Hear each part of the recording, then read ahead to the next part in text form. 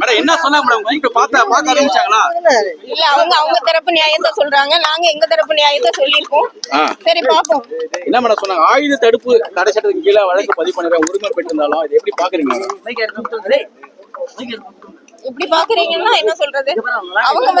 அவங்க துப்பாக்கி எடுத்து கையில குடுக்கறதுக்காக தான் போயிருக்காங்க. ஆனா இவங்க தப்பா புரிஞ்சுக்கிட்டு இருக்காங்கன்னு நினைக்கிறேன். அதனால அவங்க இந்த மாதிரி சொல்றாங்க. காவல்துறை என்ன மேடம் சொன்னாங்க உங்ககிட்ட? நீ போய் கேட்கும் போது என்ன சொன்னாங்க மேடம்? அவங்க ஒண்ணும் சொல்லல. ஆமா பாக்க அனுமதிச்சாங்க, பேசணும். என்ன சொன்னாங்க? நல்லா இருக்காரு, என்ன மனநிலையில இருக்காரு மேடம் அவரு? அவங்க நல்லா தான் இருக்காங்க, ஒண்ணும் பிரச்சனை இல்லை. என்ன சொன்னாங்க உங்ககிட்ட? என்ன சொல்லியிருந்தாங்க? ஒண்ணும் இல்ல, நான் நல்லா தான் இருக்கேன், வந்துருவேன் அப்படின்னாங்க. உங்ககிட்ட ஏதாவது சொன்னாரா மேடம்? வேற ஏதாவது சொன்னாரா? என்ன நடவடிக்கை? அங்க என்ன நடந்ததுன்னு சொன்னாங்க, அதை இனி பார்த்து பேசிக்கலாம்னு. என்ன நடந்துச்சுன்னு சொன்னாரு மேடம் அவரு? சொல்ல முடியுமா? அவங்க அந்த கேட்டுக்கிட்ட போகும்போதே தள்ளு முள்ளுல இது பண்ணிருக்காங்க, அவங்க மேலயும் பண்ணிருக்காங்க. துப்பாக்கி எடுத்து எதுக்காக? துப்பாக்கி அவங்க எடுத்து கையில குடுக்கறதுக்காண்டி போனதுதான் தப்பா நினைச்சுக்கிட்டாங்க, அவ்வளவுதான். துப்பாக்கி எடுத்து சரண்டர் பண்ணதான் போனாங்க. என்கிட்ட கண்ணு இருக்கு, இதை வாங்கிக்கோங்கன்னு குடுக்க போனதுதான் தப்பா நினைச்சிட்டு இப்படி எல்லாம் பண்ணிட்டு இருக்காங்க. அவங்க அப்படிதான் சொன்னாங்க. காவல்துறை எல்லாம் தாக்கவே இல்லை, அவங்கதான் இழுத்துட்டு வராங்க. அந்த வீடியோ பார்த்தாலே உங்களுக்கு தெரியுமே.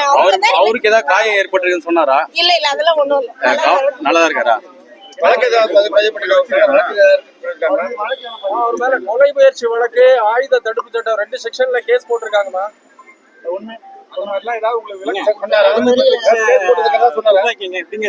அனுமதி பெற்ற துப்பாக்கி காவலாளியே நிக்கிறாரு, எப்படிங்க கொடுக்க முடியும்? ஒரு ஏடிஎம் பேங்க்ல ஒருத்தன் துப்பாக்கி வச்சு நின்றுட்டு இருக்கான், கொள்ளையடிக்க வரும்போது இது பண்ண மாட்டேன்னா ஒரு காவலாளியே நிக்கிறான், கண்ணு வச்சிருக்கான், மிரட்டல் எதுவும் பண்ணவே இல்லையே.